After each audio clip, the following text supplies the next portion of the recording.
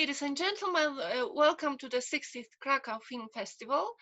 Another critical morning. There were no parties in the evening unless you had some at home. But critical, it's not about the hangover, but about the state of cinema, of films, and how it's all going on. We have some wonderful guests with us today, and let me just introduce you. Thank you all for coming. We have Marcos Kop from Slovakia. Please, if you could just wave. Good morning. Hello. We have Dekal Berenson from the United Kingdom. Hi. Hey. We have Paola Orlic from Croatia. Hello. Hi. And Silla Kato from Romania. Hi. And Jan Komasa, the president of the jury of short film competition. Hi, hello. Hi, everybody. The festival is still going on, and I know we will not be able to talk about particular titles of the films in the competition, but I'd like to talk about two main subjects perhaps with you, about the pandemics and cinema, and then about the world of short films, cinema, how it all works and looks. We are here from different countries, and we are in this situation of the pandemics, and the world of cinema is changing very, very deeply. We don't know really where is it going, but perhaps you have some thoughts about it, and you could perhaps share a few words what it looked like in your countries. In Poland, it was March the 12th that the cinemas were closed. Everything was cancelled. Jan Komasa knows most about it. And a new date that was given by Polish government for the cinemas to open is June the 6th. So we are in this state of, transition, sort of. We'll see how it is going.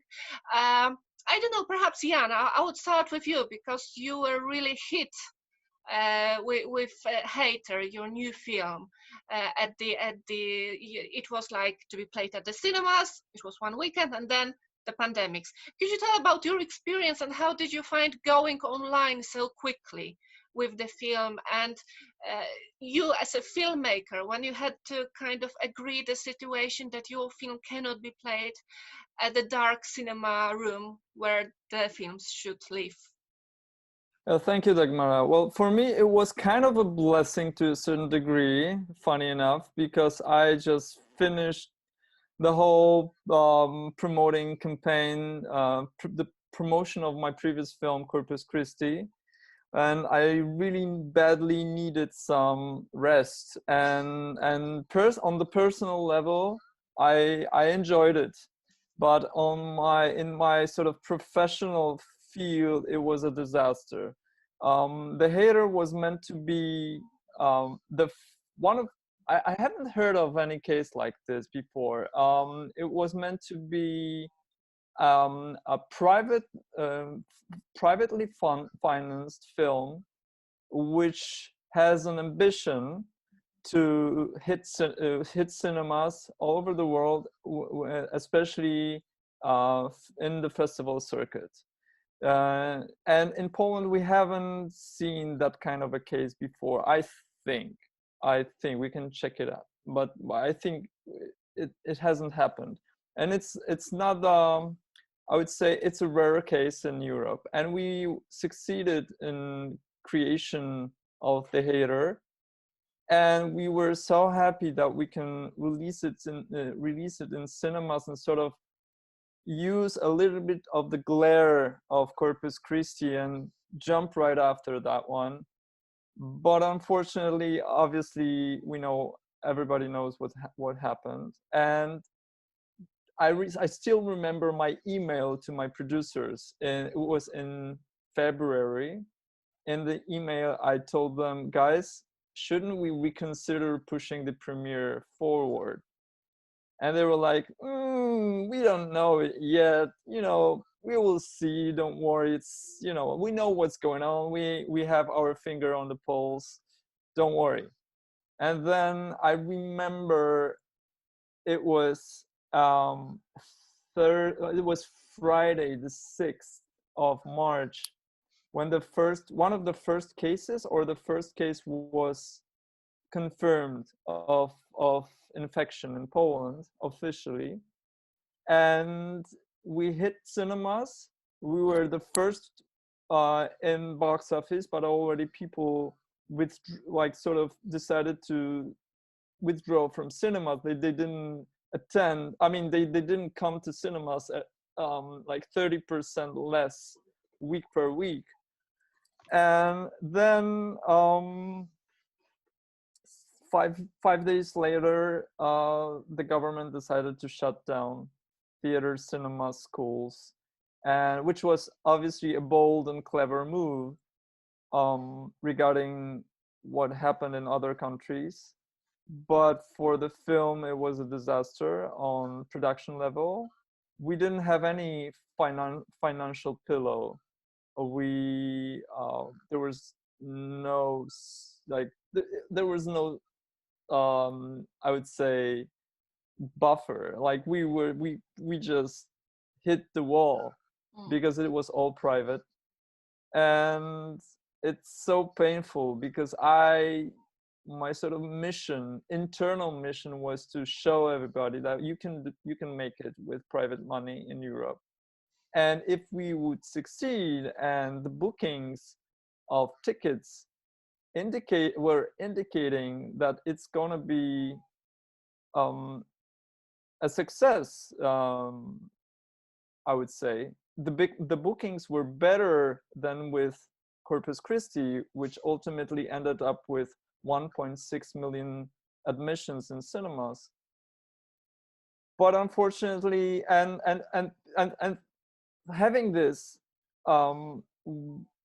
private investors could be more emboldened into investing in other films, and this film would help the whole industry. It didn't happen. So they decided to act quickly. I remember the situation was dynamic. It was changing from day to day. So obviously at the beginning, people thought, well, it's going to last like 2 weeks. After a week, everybody knew it's not going to happen. It's not the case. So we decided, my producers decided to just drop it and leave everything and just go online as soon as possible. The posters and billboards were all over the town here in Warsaw. Because of pandemics, nobody wanted to buy another time with the advertising. So they were probably hanging like for a month and a half. And they decided, like, everyone talks about the film now. The promotion is still in the media. We should just take advantage of it and just, the best thing we can do is to, provide this film deliver the film to the viewer.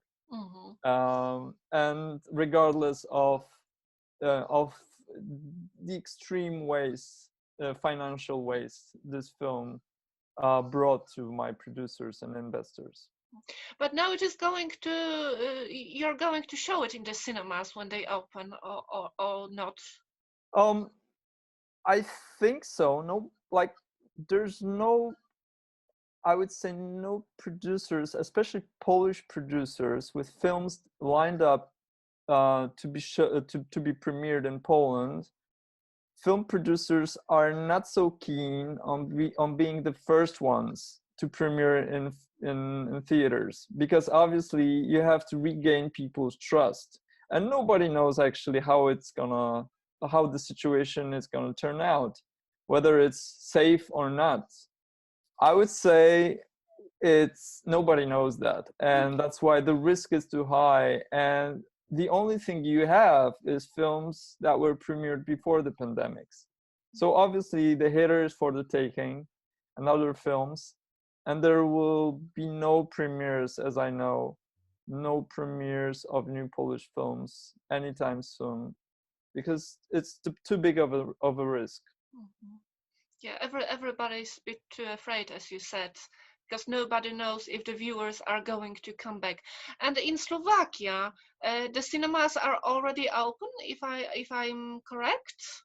Yes, several days ago, the regulation said that they can open, but all multiplexes remain closed because business-wise it's not clever. And also many small cinemas decided to wait because the regulation is that it's available to have 100 people in a theater maximum. But there is this regulation of physical distancing. So for the 100 viewers, you have to have a room with 400 seats or something like that. So only few cinemas reopened. One of them is my favorite one downtown Bratislava. It's called Lumiere. It's art house, a small multiplex with 4 cinemas. So they started to run. But most of the cinemas are waiting what will happen. Are the viewers coming? Are the cinema goers there? There is a photo from this theater called Lumiere, which was republished even in Washington Post or somewhere in the major US press, with 5 people in the cinema in a small room for 40 people.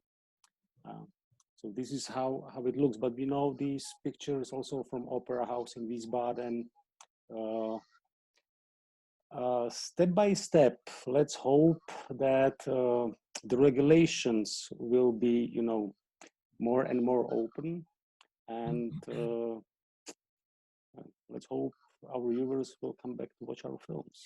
Were there any situation, just like with Hater by Janek, that there was a film that perhaps a lot of people awaited, and due to the pandemics, it had to be cancelled and moved out of the cinemas? Because Hater, I think, as Corpus Christi really built it up, that people waited for your new film. And I was wondering if perhaps something like that happened in Slovakia. Was there something, Yes, it was a majority Czech it was Slovak minority co-production. It's majority Czech. It's a documentary called In the Net about the pedophiles on internet. And now they came back to cinemas, and in Czech Republic for the first week, they had 33,000 viewers or admissions, which is a great number. So they reopened also in Slovakia, and now they are the top 1 in the box office. But of course, they are not fighting with the American blockbusters. There were several films with a planned premiere. They had to postpone it. Most of them did so for the autumn. Some of them will give it a risk and will start in the summer. And Croatia, what is the situation there? I'm not sure if the cinemas are open yet. Yeah, they started to be opened, but as I can see, people are kind of hesitant of going into cinemas back. But I hope everything will be changed really soon. From the 1st of June today, I think, summer is coming. It's obvious, nice weather. So we'll probably start with the open air cinemas because it's going to be much easier and much more certain to sit on that distance. We have to really follow the regulations. But yes, I think that the summer probably is going to be okay. And I really hope as a festival producer that we won't hit this second epidemic, in the autumn and in the winter. From my point of view, I really am so frustrated as a festival producer, and I say, damn Corona, And I have to really underline that I really admire what Krakow Film Festival did, online festival. I'm not sure if I had any courage to do that, because the festival is about the gathering of people, and it's about socializing, meeting the authors, knowing each other's. So I think this is the core of the festival, and the festival purpose, to meet people on this very special 5-7 days of meetings. But yes, it's a very unusual year. So well done, guys, from Krakow Film Festival. Congratulations. I hope that AnimaFest, the festival that I work as a festival producer, we decided to postpone it for the autumn. I hope that we will have a chance to meet at least in Zagreb. So yes, this is the situation right now, but I hope for good. I don't know if you had a chance to see, there is this comic strip drawer for Polish Association of Filmmakers, and just before the festival started, what he drew was this little sketch of two guys looking at a screen or whatever and saying that you can watch films online, but how about parties? But of course, It's very parties true, you know. Yeah, it's not about the parties. I mean, you can it's party about all the meeting time, wherever. people and About talking. meeting people. Yes, yes. It's about socializing and even, you know, networking. This is very important. You meet and then you collaborate with some people. Then, you know, some things are really happening and going on. It's not just party. Although we like to party, of course. Of course, who doesn't? And in Romania, what is the situation now? And in Romania, by official regulation is that the cinemas and theaters are not open yet. Although the open air events started to be allowed, like until 500 people. So only drive-in cinemas, but there is not much happening. And the most, anyway, in Romania, the cinema situation is so bad. And the shopping malls are not open, and of course the multiplexes are not open, and the other cinema circuit is very low. So I don't think it's someone. I mean, most of the people doesn't feel that much. But right now it should have been taking place the Transylvania Film Festival in Cluj, which is kind of postponed, and people are kind of starting to think in some drive-in screenings and so on, and most of the festivals which had to be taken place in spring, they are postponing to autumn. So in autumn, when our festival is usually taking place, there will be a lot of festivals if there will be not again lockdown, which is possible also. In Romania and also in Europe, there will be a lot of festivals, I think. Everybody is moving to autumn, and what would it look like if everything is happening from September to December? It will be like... On the other hand, in this lockdown period, I've attended online several festivals. This is, I think, the fourth festival, maybe. Really? Oh, yeah. Wow. In this one, I'm jury member. I had 2 others where I was in the industry program, and it was a very, very strange situation, and Zoom parties and Zoom meetings and Zoom festivals, Zoom. And yes, I was also feeling all the time what Paula is saying. I was so amazed about the courage of the people who were kind of doing this risk. And also what I felt generally, also as a citizen here in this town where I live, I was positively shocked about very nice solidarity feeling and things which happened, which I was not aware that it could happen in that sense.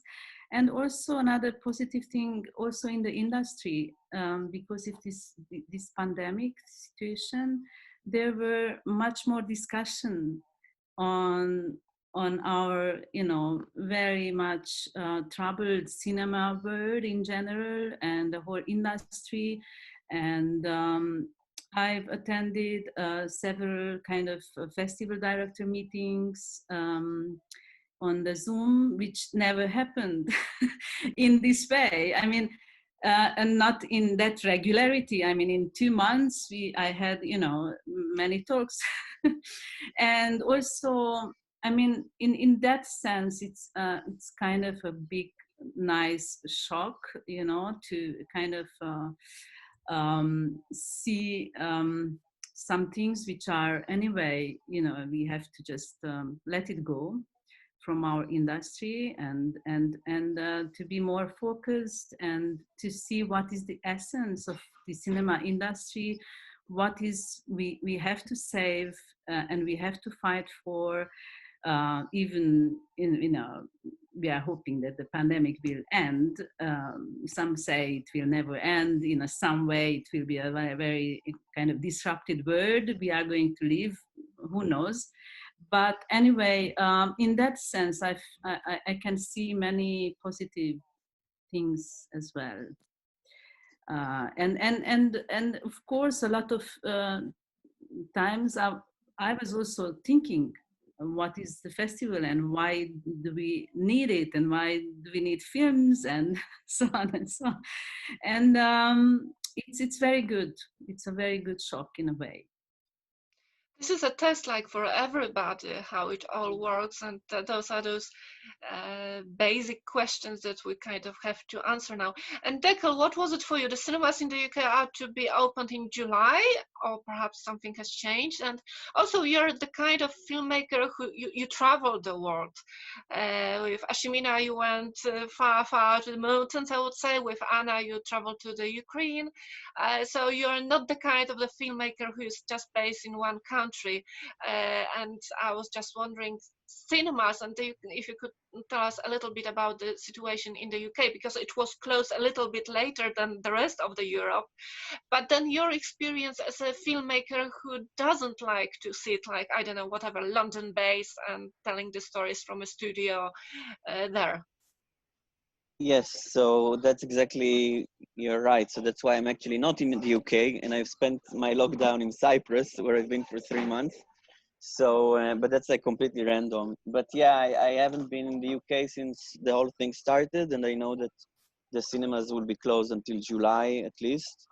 But you know, I'm Israeli, and in Israel we opened up the lockdown around 3-4 weeks ago. But in the last few days, so when we opened the lockdown, there were just 10, 15, 20 people, new cases a day. But now it jumped again to like 100 a day. So now they're talking about doing the lockdown again. So like I'm really worried that in other places it will be the same, that, you know, we're kind of talking about opening the lockdown, but actually once we will open, we will discover that after a few weeks we will have to close down again, you know. So who knows how will that work? But on a personal level, I'm in the middle of the lockdown. Was also good time for me because actually just before the whole thing started, I like for a month I had a plan to go to a Greek island for 2-3 months and just write. That's why I got here. So like I had this perfect opportunity to do it because because I had to stay anyway. But then I'm also shooting another short film that I started shooting half a year ago, and now, you know, I don't know when we can continue to shoot it. And our actor is 21, and I hope that he's not growing too fast and too much, so we're able to shoot the other part of the film. I was joking with my producer that we should give him hormones or stuff to slow down his, you know, growing up. So yeah, it's just being weird, but during this time, a lot of writing, and I've just worked on my writing a feature, and just a lot of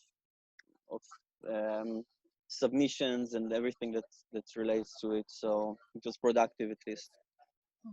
I just wanted to come back. Sorry, because I just forgot to. Of course. I just didn't also mention to you, my fellow jury members, that sometimes when I was so kind of insistent and more kind of radical in my position in jury work, was also a kind of the consequence of this pandemic period, because I was so much thinking about what is cinema and why do we need so many films? Do we need so many films? Do we have to kind of, what is a real, you know, value of a film? What is a good film? So I thought we have to review everything, the whole cinema world, and we have to be more kind of, more radical in some things. because anyway, you know, the pandemic makes us being even more, you know, radical on us. You know, we have to, I don't know. So that's what I wanted to say, that I can feel another effect on me in my work, like being more radical, and yeah, and at least, you know, to be more focused, or yeah, and that is coming as a consequence of this period. I think the pandemics will really come up with different challenges for every kind of phase and genre in cinema, because sometimes you can work on a script, you can work on submissions. There is so much work behind that you really, on a regular basis, that you do at home or at your office, and this is this whole creative kind of and Excel process, because there is of course the financing, but then there is the shooting. And with documentaries, you can joke about hormones, but if you don't shoot something in a particular time, it is lost. How do you see that, Tekel, having this huge documentary background? Sorry, me or Marco? Because I don't have a documentary background. Tekel. Yeah, but I don't have a documentary background. But kind of, you know, I felt that in Ashimina and Anna, you're right, those are fiction films, but... Okay, no, I understand, because a lot of people actually confuse Ashmina for a documentary. I think... I don't, but then again, you worked with just natural, not actors, non-actors, the people that you met in the Himalayas, and this is kind of this documentarian way. Yeah, so it's actually funny, because I have a friend who is in he's in Nepal now, and they have a lockdown there now, and he told me that he just went out every night at 1 o'clock at night with a crew of 2 people and 2 actors, and they just shot something, a short film. So I mean, yeah, it's a bit crazy, but other than that, it's really difficult to plan to shoot something in the next few months, because obviously productions, it's a lot of people, and people are staying together in close proximity. I think I made a joke with somebody that Zoom lenses will come back, because people will have to stand very far from each other. So yeah, it's just like, you know, who knows what will happen next. So we just have to wait and see. And Marco, do you have like anything to add? Actually, I will disagree with Sheila, as many times we do. Yeah. I think we should be more soft and more generous towards the others if we want to survive. Especially for art house film and short films, because they are, you know, so much dependent on the public subsidies, on public support. And although in Slovakia for this year the budget for the audiovisual fund is confirmed fully, I think that all of us, we should expect in this field cuts for the next year and maybe years to follow. So the budgets will have to be a bit smaller. Let's hope not that much. And although documentary films are made with the smaller crews, you are making them for a long time, many times, you know, and you need to pay for these people. You have to make the post-production. So also in documentary field, there are budgets. So I hope we will be not predators, but generous towards each other. And let's hope that people working in the cultural field in general will be able to explain to the politicians who are in charge not to give up on public support. It's important as the support of the schools, of education. The support of the culture is one of the crucial things not to be forgotten. Although there will be many people in need, I'm sure. Well, many viewers turned to movies during the lockdown, whatever the art house, the popular films, etc. And with animation, I attended or listened to one of those discussions, and there was a lady saying, how about we move all cinema to animation when the lockdown lasts forever or whatever? Well, I hope there will be other genres as well, but then it is perhaps a little bit teasing that you do not need to go out with a camera to create an animation, but not always the case, because there are also animations made with the shootings, of course. But I wonder, what is your take on this crazy idea of the animation, perhaps another kick, pandemic's kick for as a good side for animation? You know that during this lockdown time, AnimaFest made on the social network several interviews with some animators. And one of the questions would be, did you realize that it's a lockdown? And, you know, because animators are like people locked down all the time. So they didn't even notice that something is going on. You know, they're just working for a year or two, completely cut out of the reality. So yeah, it's a funny thing. Sometimes they don't even notice that something is going on in the world. So yes, animation is a good thing how to bridge it. Of course, it's not just about animation. I love other genres of films, and it would be a pity that we just shift towards the animation. It was a funny thing. While doing one of those interviews, we asked one of our dear animator, Celine Devaux. She got audience award a few years ago at AnimaFest, and she said, you know, I didn't become a fiction director because I think we had to have too much work, production work, you know, and here I'm just alone and I work and I draw.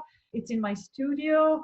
If I want to have a scene with 3,000 people, I just do it. I execute that scene. So there are no permissions, no huge shooting scenes. So yes, of course, it's very convenient, but now would like to keep film festivals with all kinds of films. And yes, I look forward, really sincerely hope that this coronavirus, it's going to be soon over.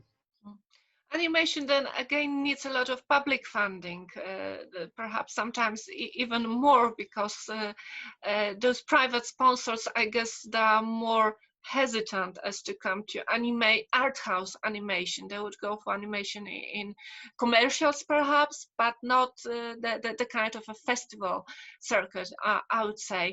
And I would like to learn something about your experience working online.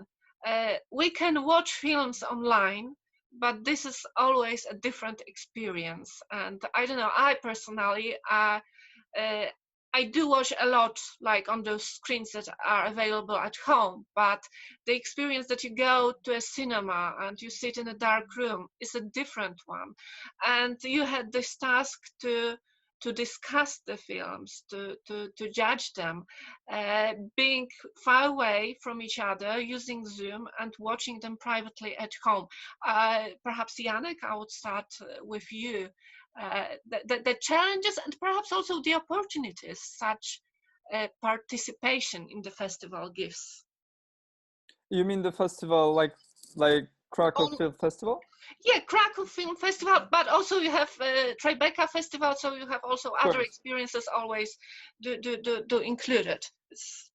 And well, you know, since festivals became one of the most significant links in the chain of distribution, since we have thousands of feature films, not only feature films obviously, but films in general, being produced and directed each year, the number which we haven't seen ever. This is like, you have films from Ghana to Thailand to like, you have so many different countries suddenly rising up and claiming their voice and basically making films. For the first time in the Oscars, you had 92, I believe, films being submitted.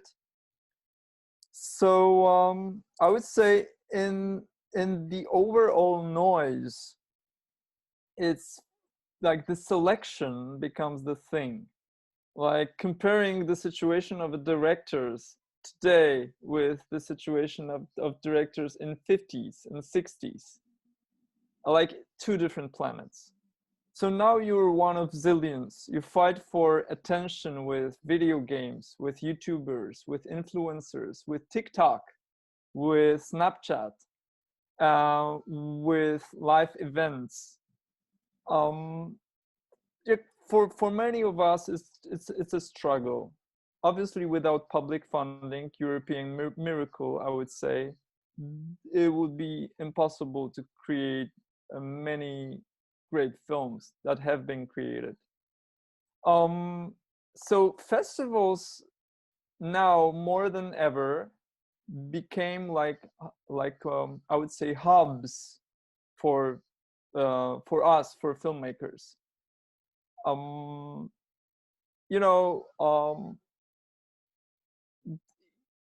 Corpus Christi was shown at Brazilian Film Festival, which took place last month during the pandemic. It was online, and they estimated that it had 50,000 viewers.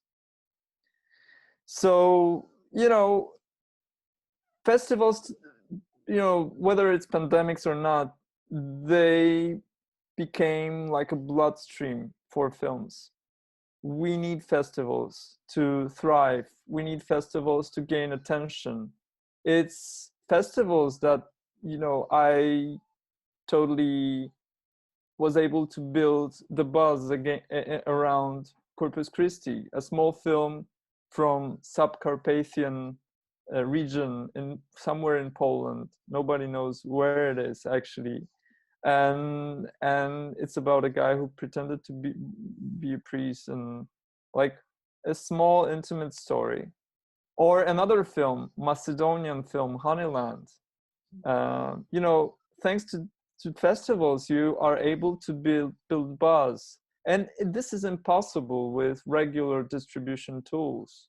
So the distribution process and the whole chain changed and shifted, and festivals take an enormous part of it, and they give these films life today. So everyone awaits Cannes or Venice or Toronto or Sundance, because these events push the distribution forward, and they were basically giving the tempo, the over-year tempo for the festival circuit, for the film circuit in general in the world.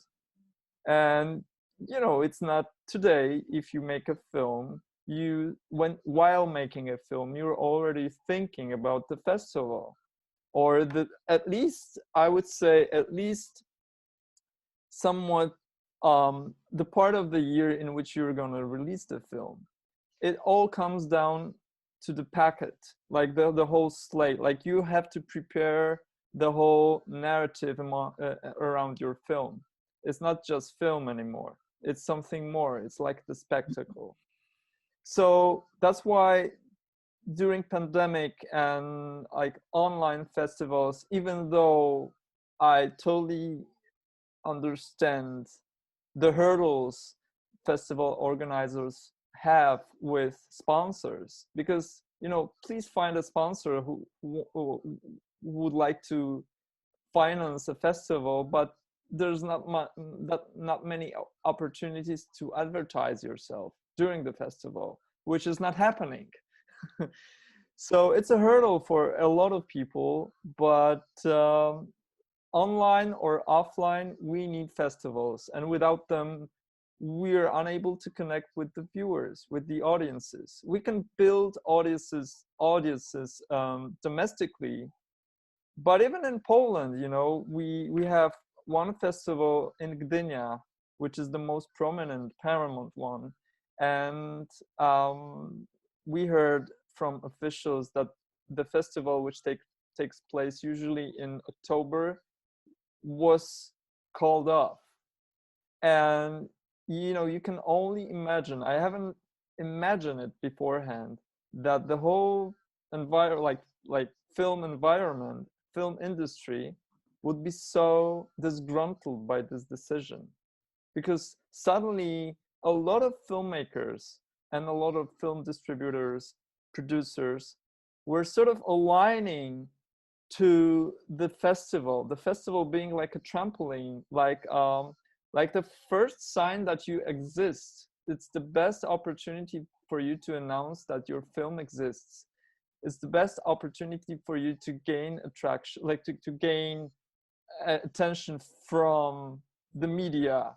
You know, people talk about it, people get used to it, that by the end of the year there's Gdynia Film Festival in Poland, and then you start talking about your film, and then you can premiere your film in Poland, whether it's June, July, January, February, whatever. But thanks to Gdynia Film Festival, and nobody talked about it before, and then they called it off, and now this is one of the like the number one topic for like a week now in Poland, to sort of, you know, revise it again and try, regardless of the pandemics, try to organize this festival to a certain degree, online, offline, whatever, but it has to happen. So people fight for it now.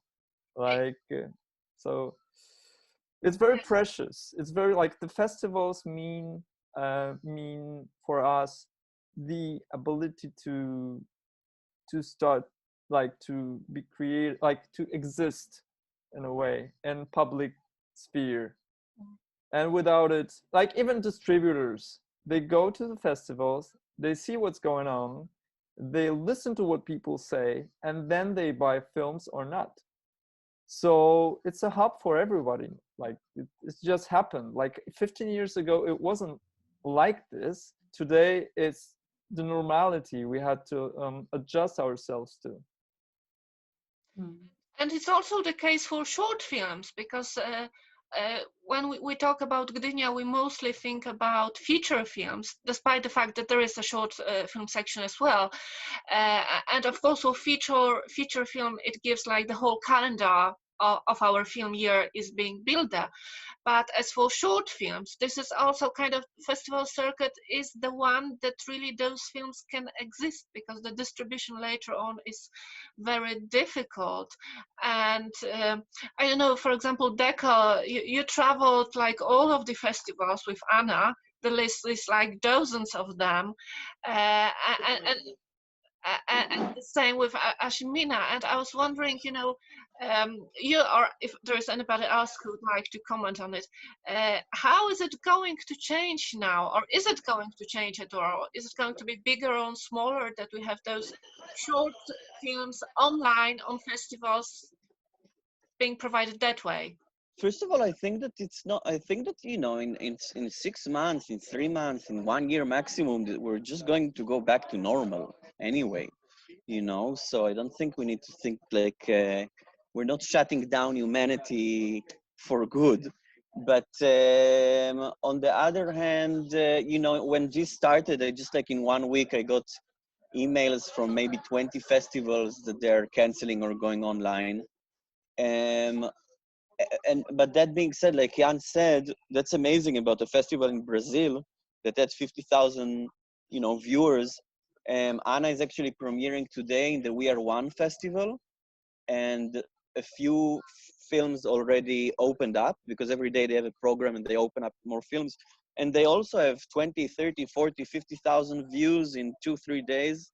And you know, and that's great. That's more viewers. That's more audience than we could have in, you know, it was great, amazing to have Anna in Cannes, of course, but then, like, you know, 300 people watched it, and now it goes on to YouTube, but then, like, yeah, 50,000 people will watch it in 2 days, so that there's something cool about it, you know. And then on the other hand, just to add to what Jan said before and this whole discussion, that on the other hand, I know that Hater was bought by Netflix, right, Jan, a few days ago.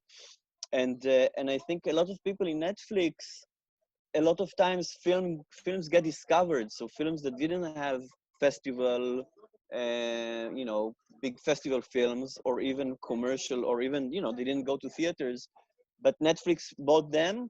And there are these people who watch everything on Netflix. My father says, I watched everything on Netflix. He doesn't have anything more to watch.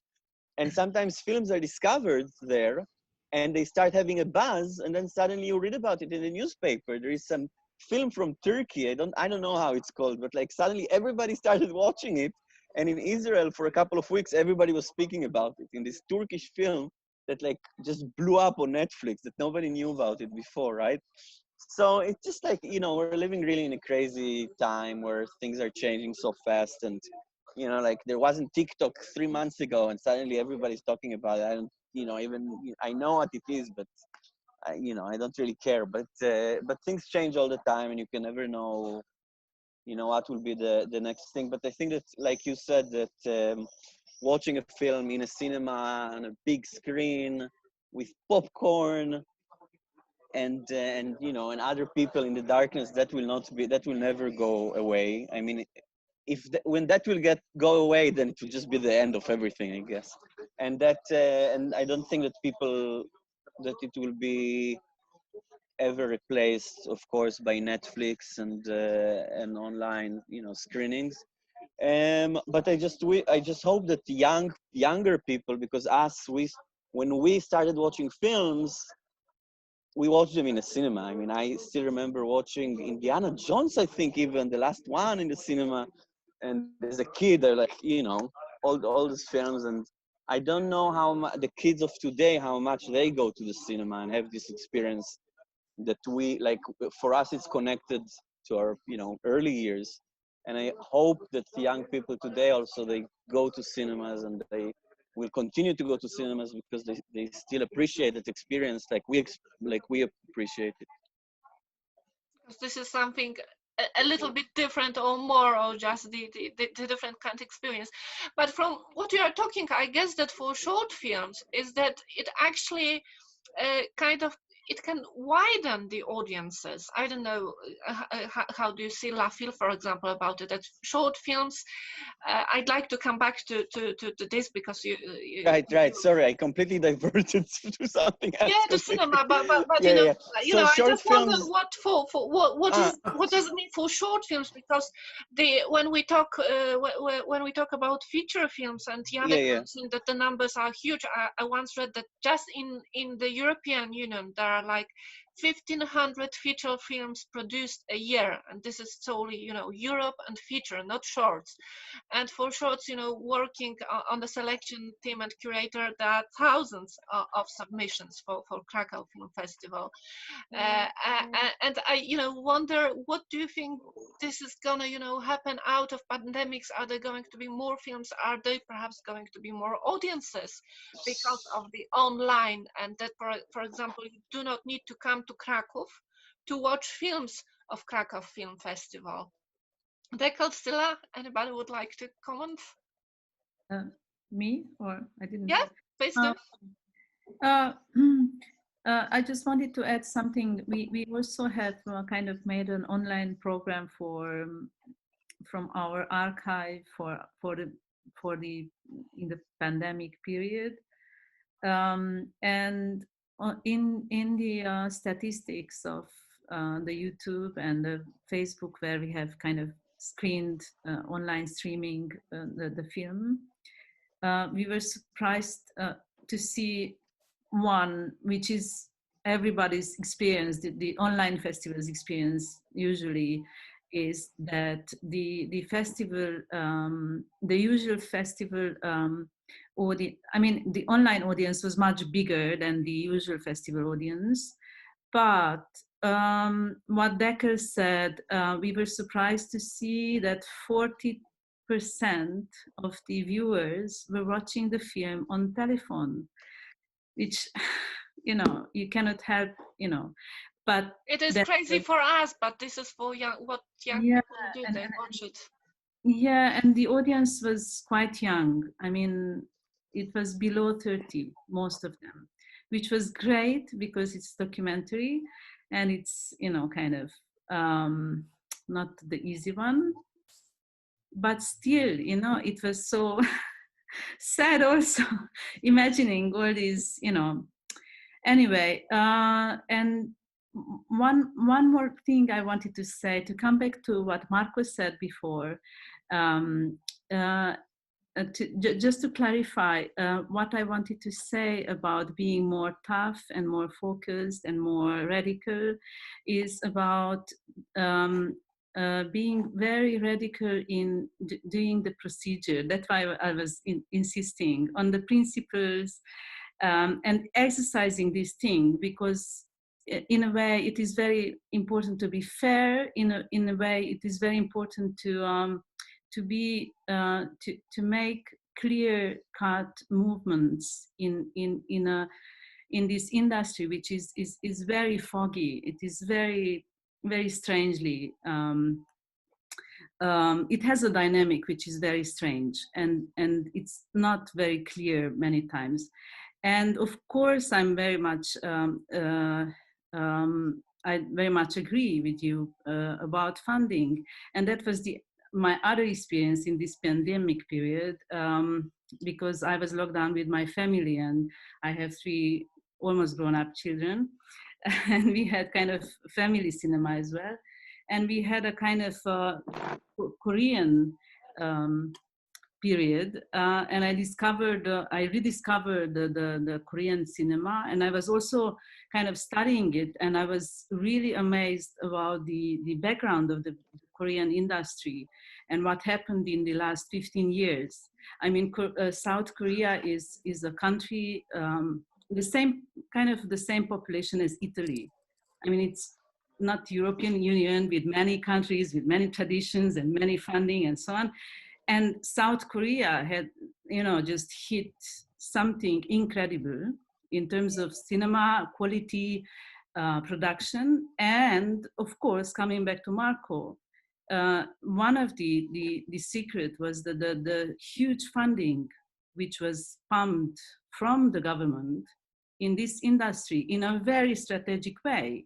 It was not just kind of, you know, for the sake of, you know, European art as we do it in Europe. It was really, really targeted, and it had a fantastic result. So I really agree. And coming back to your question about short films, it is very interesting to see. In fact, each genre has its kind of a fate in this very interesting industry, cinema industry. And what I observed, the short films have a very different position these days compared to, you know, the old days when, you know, it was produced on pellicula, you know, Oberhausen and all that. You know, when it had a very, very clear position. It was either, you know, the first films of the great filmmakers, or of, you know, the student films, and so on and so on. Now everybody's doing somehow short films, even the you know, the well-known filmmakers, and also the newcomers, and also it has another dynamic now, because of the short films are easier to consume. It is much more popular in a way, and it has a very different distribution life. I mean, it's not cinema, maybe festivals, but it is a very, very, the fastest short films, feature films are mostly online. And they have a very good life online, much better than documentary, for example. And it's very different how short feature, for example, hit the online. It's very dynamic, I think. It has a very big growth, I think, in quality also and in quantity. And I have the feeling that it will still change. I mean, it's not kind of a stuck genre, you know. And it's very different from animation also. Animation somehow, it doesn't have, it's not so accessible. I mean, I'm also fighting to get, good animation, and it's very hard to get it. It's hard to watch it. A challenge for you to pinpoint some good animation around there.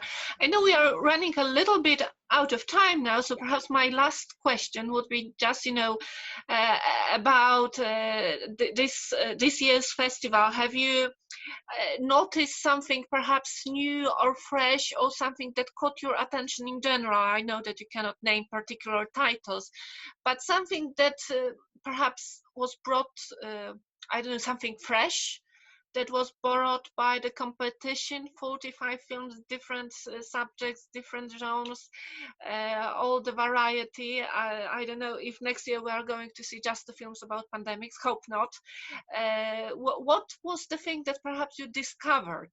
Just a very short sentence, like the finishing line. I would say there was a number of films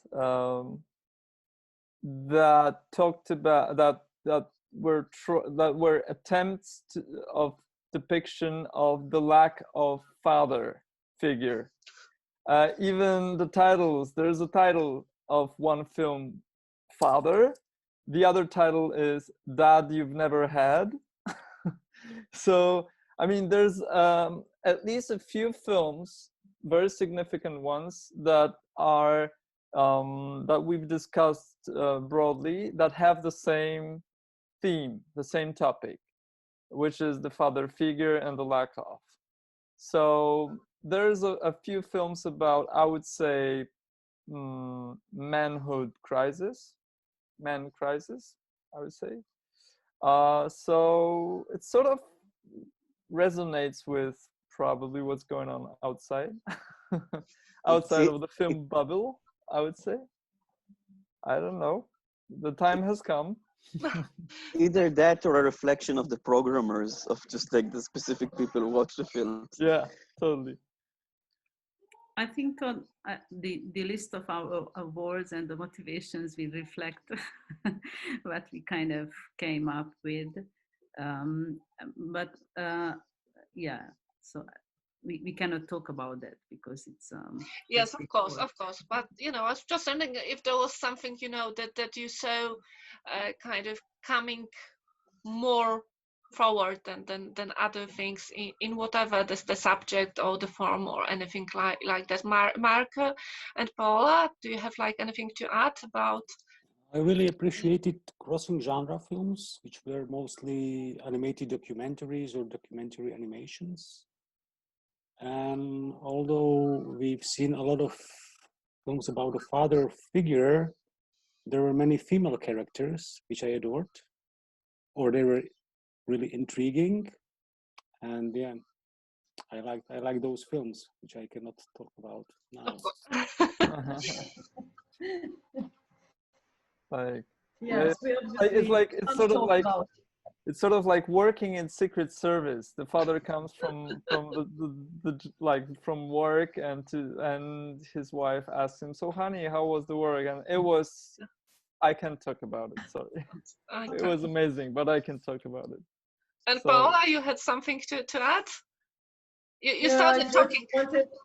No, I was just saying the same thing. Yeah, we're not allowed to talk about that, but me personally, I'm quite satisfied with the decisions, and I hope we did a good job. No, I hope. I'm convinced we did a good job, and the films that we decided, the winners completely stood out. So yeah. We will find them like on Saturday evening. I am very curious about your decision. Everybody is, but for now the festival is still going on, and there are several competition blocks that can still be watched. And I don't know, I hope that we all invite viewers to come and check if they like short films and if they can resonate within their lives. I mean, reflect if the viewers can reflect of what they see on the screen in their life and find some humor and sadness and reflection. Thank you for your work. Thank you for your time. And once again, the guests today were Jan Komasa, Hey, thank you so much for having us. Marcos Kopp, Thanks, bye. Dekel Berenson, Thank you. Paola Orlic, Thank you and bye-bye. and Silla Kata. Thank you. Bye-bye. Thank you so much for coming, and thank you for your work. Thank you so much. Bye-bye. Bye bye. Thanks.